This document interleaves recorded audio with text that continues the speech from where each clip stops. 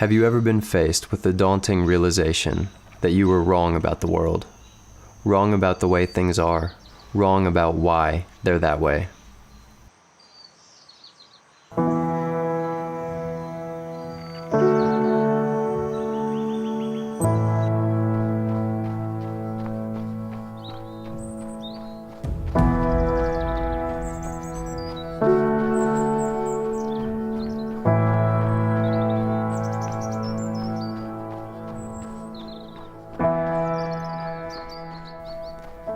A few blocks from my house, I came to an intersection where I always turn right, but decided to take a left.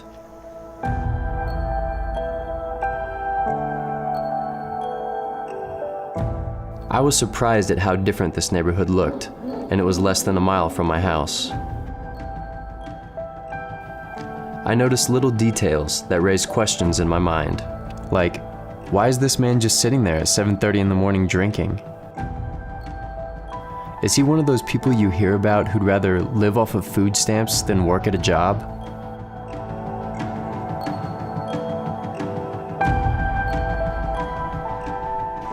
And what about these kids? Shouldn't they be getting ready for school? Don't their parents care enough to tell them not to play in the street? How do these people live like this? Where's their self-respect?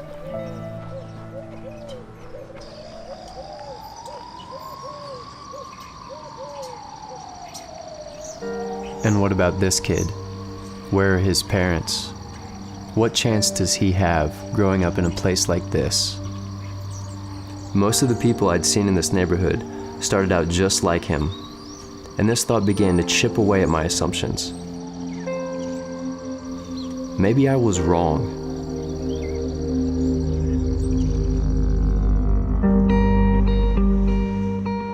Something about that experience clung to me, and I began to run through that neighborhood almost every day. I found out that the man I had seen works third shift every night, but he still can't afford to cool his old drafty house. So he sits outside on his front steps and tries to cool down with a cold beer. He hasn't seen his daughter in 2 weeks. She's supposed to stay with him on weekends, but she keeps canceling. And as for the kids playing in the street, their mom has to take 3 different buses to get to her first job. And by the time she gets home from her second job, it's already dark outside. Before I knew it, the curiosity that kept bringing me back to this neighborhood had turned to anger. I was angry at the dad who wasn't there for those kids. I was angry at the crummy little convenience store on the corner that charged twice as much for groceries as the store that I drove to. I was angry at all the systems that were supposed to help these people, but were only driving them deeper into dependence.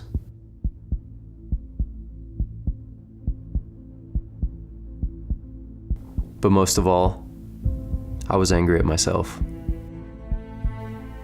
These were my neighbors.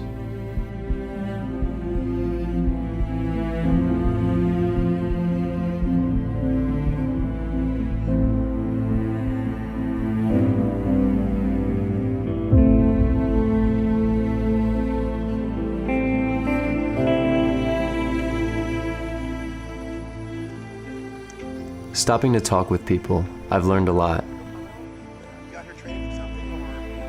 I found there were people moving into these neighborhoods to simply be good neighbors. Many are developing innovative solutions empowering people to better their own circumstances. Businesses, nonprofits, and churches are beginning to partner with neighborhoods to develop whole communities. They say isolation is what allows poverty to sustain its forceful grip in neighborhoods like this. The more I look around, the more hope I found in others trying to break through the isolation. It's not something that happens overnight, but it is happening.